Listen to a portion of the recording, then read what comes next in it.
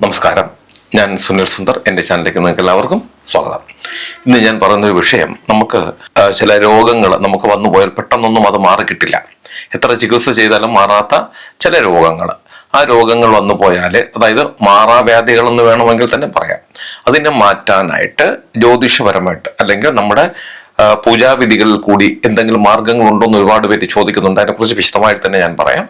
ഒരു കാര്യം കൂടി, നിങ്ങൾക്ക് ജ്യോതിഷപരമായ വാസ്തുപരമായ എന്തെങ്കിലും കാര്യങ്ങൾ അറിയണം, അത് ഞാൻ പറഞ്ഞാൽ മതി എന്നുണ്ടെങ്കിൽ ഇപ്പോൾ ഈ സ്ക്രീനിൽ എഴുതി കാണിക്കുന്ന എൻ്റെ ഓഫീസിൽ ഓൺലൈൻ ബുക്കിംഗ് നമ്പറാണ്. ഈ നമ്പറിലേക്ക് വിളിച്ചോളൂ. ഒന്ന് രണ്ട് ചെറിയ കാര്യങ്ങളുണ്ട്, അതനുസരിച്ചിട്ട് വേണം നിങ്ങൾ ബുക്ക് ചെയ്യാനായിട്ട്. അങ്ങനെ നിങ്ങൾ ബുക്ക് ചെയ്താൽ നിങ്ങൾ ചോദിക്കുന്ന ജ്യോതിഷപരമോ വാസ്തുപരമോ കാര്യത്തിൻ്റെ മറുപടി ഞാൻ നിങ്ങൾക്ക് തരാം. അത് കേട്ടിട്ട് നിങ്ങൾ തിരിച്ച് വിളിക്കുകയും ചെയ്യാം. അപ്പോൾ നമുക്ക് ഇന്നത്തെ വിഷയത്തിലേക്ക് കിടക്കാം. രോഗങ്ങൾ സർവ്വസാധാരണമാണ്. രോഗങ്ങൾ എന്ന് പറഞ്ഞാൽ പ്രത്യേകിച്ചും ഇന്ന് പല വിധത്തിലാണ് നമുക്ക് രോഗങ്ങൾ വരുന്നത്. ചിലത് ഈ കുടുംബപരമായിട്ട് നിൽക്കുന്ന ചില രോഗങ്ങളുണ്ട്, അതുപോലെ ചില പകർച്ചവ്യാധികൾ, ഇങ്ങനെ ഒരുപാട് രോഗലക്ഷണങ്ങൾ മനുഷ്യന് കൂടപ്പറപ്പ് പോലെ തന്നെ ഉണ്ട് എന്നുള്ളതാണ് ഒരു സത്യം. അപ്പൊ ഇതിന് നമ്മുടെ പൂജാവിധികളിൽ കൂടി എന്തെങ്കിലും മാർഗങ്ങൾ, അപ്പൊ എന്തുകൊണ്ടാണ് ഈ പൂജാവിധികളിൽ കൂടിയുള്ള മാർഗങ്ങൾ ആൾക്കാർ അന്വേഷിക്കുന്നതെന്ന് വെച്ചാല്, രോഗങ്ങൾ അത് എത്ര ചികിത്സിച്ചാലും പൂർണ്ണമായും മാറിക്കിട്ടാത്ത ചില സാഹചര്യങ്ങൾ, ചില അനുഭവങ്ങൾ. ഇപ്പൊ ഞാൻ ഈ ഒരു മേഖലയിൽ നിൽക്കുന്നുണ്ട്. ഒരുപാട് പേര് എൻ്റെ അടുത്ത് വിളിച്ച് ചോദിക്കുന്നതാണ്, എത്ര ചികിത്സിച്ചിട്ടും അതുകൊണ്ട് പൂർണ്ണമായും മാറ്റാൻ പറ്റുന്നില്ല, അല്ലെങ്കിൽ പൂർണ്ണമായും അതിൽ നിന്ന് മോചനം കിട്ടുന്നില്ല. അപ്പൊ അതിന് വേണ്ടിയിട്ടുള്ള എന്തെങ്കിലും മാർഗങ്ങൾ നമ്മുടെ ഈ പൂജാവിധിയിൽ പറയുന്നുണ്ടോ എന്നുള്ളതാണ് ചോദ്യം. തീർച്ചയായിട്ടും അതിനകത്ത് പറയുന്നത് ധന്വന്തരമൂർത്തി, അതായത് മഹാവിഷ്ണുവിന്റെ ഒരു അവതാരമാണ് ധന്വന്തരമൂർത്തി എന്ന് പറയുന്നത്. ഈ പാലാഴിമതന സമയത്തിന് കയ്യിൽ അമൃതകുംഭവുമായിട്ട് വന്നതാണ് ധന്വന്തരമൂർത്തി എന്ന്. അതായത് പാലാഴിമതന സമയത്തിന് ഇതുപോലുള്ള ഒരുപാട് വിശിഷ്ടപ്പെട്ട പല സംഭവങ്ങളും നമുക്ക് കിട്ടിയിട്ടുണ്ട്. മഹാവിഷ്ണുവിന്റെ അവതാരമാണ് ധന്വന്തരമൂർത്തി. കയ്യിൽ അമൃതകുംഭവുമായിട്ടാണ് വന്നിരിക്കുന്നത്. ചതുർബാഹുവാണ്, അതായത് 4 കൈകളോട് കൂടിയ രൂപമാണ് മഹാവിഷ്ണുവിന് അല്ലെങ്കിൽ ഈ ധന്വന്തരമൂർത്തിക്കുള്ളത്. ശംഖ്, ചക്രം, അട്ട, അമൃതകുംഭം എന്ന് പറയുന്ന 4 കാര്യങ്ങളാണ് കയ്യിൽ വെച്ചിട്ടുള്ളത്. അദ്ദേഹം മഹാവൈദ്യൻ എന്നാണ് പറയുന്നത്. അദ്ദേഹത്തിനെ ധ്യാനിച്ചാല് അല്ലെങ്കിൽ അദ്ദേഹത്തെ പൂജിച്ചാല് നമുക്ക് ഒരുപാട് വന്നിട്ടുള്ള രോഗങ്ങൾ, മാറാ രോഗങ്ങൾ എന്തെങ്കിലും ഉണ്ടെങ്കിൽ പോലും അതെല്ലാം മാറിക്കിട്ടുന്നതിന്, അതായത് ഔഷധം ഫലിക്കുന്നതിന്. എന്തുകൊണ്ടാണ് രോഗം മാറാത്തതിന്റെ പ്രധാന കാരണം വെച്ചാൽ നമുക്ക് ഔഷധം നമ്മുടെ ശരീരത്തിൽ ഏൽക്കുന്നില്ല എന്നുള്ളതാണ്.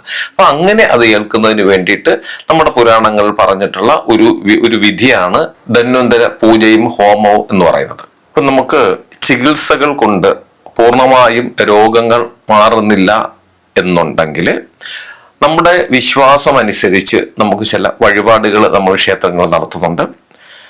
അതുപോലെ തന്നെയാണ് അതിൽ ആ വഴിപാടുകൾ കുറച്ചുകൂടി വിപുലമായി ചെയ്യുകയാണെങ്കിൽ അത് നമ്മുടെ വീട്ടിൽ തന്നെ ചെയ്യാൻ പറ്റുന്നതാണ് ഈ പറഞ്ഞിട്ടുള്ള ധന്വന്തര പൂജയും ഹോമവും നമ്മൾ വീട്ടിൽ തന്നെ ചെയ്യുക.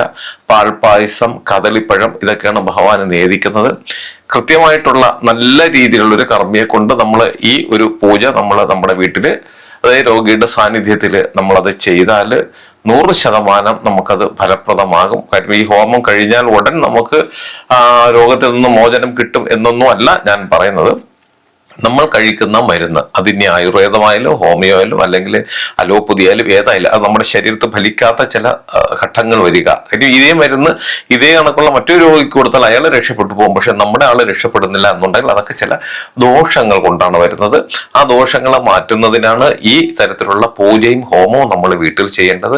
അങ്ങനെ ചെയ്തതിന് ശേഷം വീണ്ടും നമ്മൾ ഔഷധ സേവ നടത്തണം.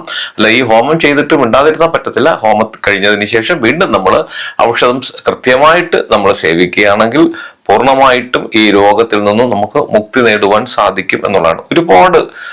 അതിന് ഒരുപാട് ഉദാഹരണങ്ങൾ തന്നെ ഞാൻ തന്നെ പോയി ഒരുപാട് പൂജ ചെയ്തിട്ടുള്ളത്, അതുപോലെ എനിക്ക് അറിയാവുന്ന ഓരോരുത്തർ പോയി ചെയ്ത് വിജയിച്ചിട്ടുള്ളത്. കൃത്യമായിട്ടുള്ള രീതിയിൽ അത് ചെയ്താൽ നമുക്ക് നല്ല ഫലം കിട്ടും. അതുപോലെ തന്നെ ഈ രോഗം വന്നവര് ഈ പറഞ്ഞ നിത്യവും ഭഗവാനെ ഭജിക്കുന്നത് വളരെ നല്ലതാണ്. ധന്വന്തരി ഭഗവാനെ ഭജിക്കുന്നത് വളരെ നല്ലതാണ്. രോഗ ദുരിതങ്ങൾ മാറിപ്പോകുന്നതിനാണ് ധന്വന്തരി ഭഗവാനെ നമ്മൾ ഭജിക്കേണ്ടത്.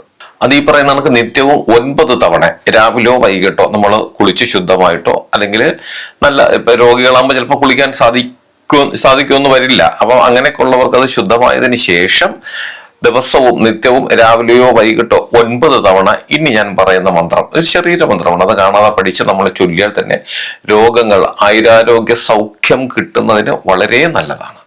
ഞാൻ ആ മന്ത്രം പറയാം, അതൊന്ന് ശ്രദ്ധിച്ച് കേട്ട് എഴുതിയെടുത്തോളൂ. ഓം നമോ ഭഗവതേ വാസുദേവായ ധന്വന്തരയെ അമൃതകലശഹസ്തായ സർവാമയ വിനാശായ ത്രൈലോക്യനാഥായ ഭഗവതേ നമ. ഓം നമോ ഭഗവതേ വാസുദേവായ ധന്വന്തരേ അമൃതകലശഹസ്തായ സർവാമയ വിനാശായ ത്രൈലോക്യനാഥായ ഭഗവതേ നമ.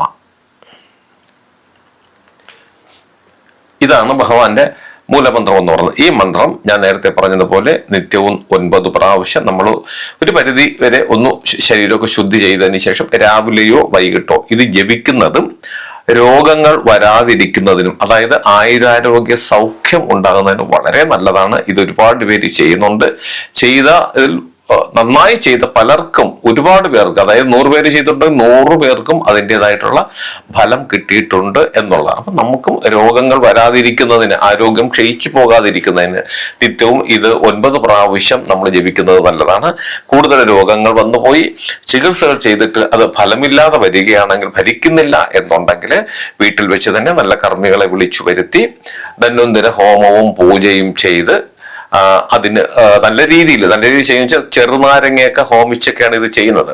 വളരെ വിപുലമായിട്ടാണ് അത് ചെയ്യുന്നത്. അങ്ങനെ ചെയ്താൽ ഉറപ്പായും രോഗങ്ങൾക്ക് ശമനം ഉണ്ടാകും. ശമനം എന്നല്ല, പൂർണ്ണമായും രോഗത്തിൽ നിന്ന് നമുക്ക് രക്ഷപ്പെടുവാനും സാധിക്കും. അപ്പൊ രോഗദുരിതങ്ങൾ വന്ന് കഷ്ടപ്പെടുന്നവർക്ക്, പൂർണ്ണമായും രോഗങ്ങൾ മാറുന്നില്ല, ചികിത്സ ചെയ്തിട്ടും മാറുന്നില്ല എന്നുണ്ടെങ്കിൽ ഉത്തമമായിട്ടുള്ളൊരു മാർഗം തന്നെയാണ് ധന്വന്തര ഹോമവും പൂജയും സ്വന്തം വസതിയിൽ വെച്ച് നല്ല കർമ്മികളെ കൊണ്ട് ചെയ്യിപ്പിക്കുന്നത്. ഞാൻ ഈ പറഞ്ഞ കാര്യം നിങ്ങൾക്ക് എല്ലാവർക്കും ഉപകാരപ്രദമാകട്ടെ. നിങ്ങൾക്ക് ജ്യോതിഷപരമായ, വാസ്തുപരമായ എന്തെങ്കിലും കാര്യങ്ങൾ അറിയണം, അത് ഞാൻ പറഞ്ഞാൽ മതി എന്നുണ്ടെങ്കിൽ ഇപ്പോൾ ഈ സ്ക്രീനിൽ എഴുതി കാണിക്കുന്ന എൻ്റെ ഓഫീസിലെ ഓൺലൈൻ ബുക്കിംഗ് നമ്പറാണ്. ഈ നമ്പറിലേക്ക് വിളിച്ചോളൂ. 1-2 ചെറിയ കാര്യങ്ങളുണ്ട്, അതനുസരിച്ച് നിങ്ങൾ ബുക്ക് ചെയ്യണം.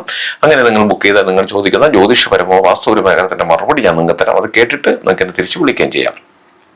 അതുപോലെ നിങ്ങളുടെ വീടിനോ നിങ്ങളുടെ ഭൂമിക്കോ വാസ്തുദോഷമോ ഭൂമിദോഷമോ മറ്റെന്തെങ്കിലും വിധത്തിലുള്ള പ്രേതബാധ ദോഷങ്ങൾ എന്തെങ്കിലും ഉണ്ട്, അത് ഞാൻ അവിടെ വന്ന് കണ്ട് പരിശോധിച്ച് പരിഹരിക്കണമെന്നുണ്ടെങ്കിലും നിങ്ങൾ ഈ നമ്പറിൽ തന്നെയാണ് വിളിക്കേണ്ടത്. അങ്ങനെ വിളിച്ചാൽ മതി. അതിന് ഏത് ജില്ലയിലാണെങ്കിലും മറ്റൊരു സ്റ്റേറ്റിലാണെങ്കിൽ പോലും സമയക്രമം അനുസരിച്ച് ഞാൻ അവിടെ വന്ന് കണ്ട് പരിശോധിച്ച് പൂർണ്ണമായും ഞാനത് മാറ്റിത്തരികയും ചെയ്യാം. അതുപോലെ എന്നെ നേരിട്ട് കാണാൻ ഒരുപാട് പേര് വരുന്നുണ്ട്. വരേണ്ടത് തിരുവനന്തപുരം ജില്ലയിലാണ്. അവിടെ വരുന്നവരും ഈ നമ്പർ വിളിച്ച് ബുക്ക് ചെയ്തതിന് ശേഷം മാത്രം വരാൻ ശ്രമിക്കുക. ഇതെന്റെ ഓഫീസിലെ ഓൺലൈൻ ബുക്കിംഗ് നമ്പറാണ്. ഇത് രാവിലെ 10 മണി മുതൽ വൈകുന്നേരം 5:30 മണി വരെ നിങ്ങൾക്ക് നമ്പർ വിളിച്ച് ബുക്ക് ചെയ്യാവുന്നതാണ്. നിങ്ങൾ സ്ഥിരമായിട്ട് എൻ്റെ ചാനലൊന്ന് കാണണം, സബ്സ്ക്രൈബ് ചെയ്യണം. എനിക്ക് വേണ്ടുന്ന എല്ലാവിധ പ്രോത്സാഹനങ്ങൾ തരികയും വേണം. നിങ്ങൾക്കും നിങ്ങളുടെ കുടുംബത്തിലെ ഓരോ അംഗത്തിനും എല്ലാവിധ ഐശ്വര്യങ്ങളും സന്തോഷവും സമാധാനവും ദീർഘായുസ്സും ഈശ്വരൻ തരട്ടെ എന്ന് ആത്മാർത്ഥമായി പ്രാർത്ഥിച്ചുകൊണ്ട് തൽക്കാലം നിർത്തുന്നു. അടുത്ത ഒരു വീഡിയോയുമായി കാണുന്നവരെ എല്ലാവർക്കും നന്ദി, നമസ്കാരം.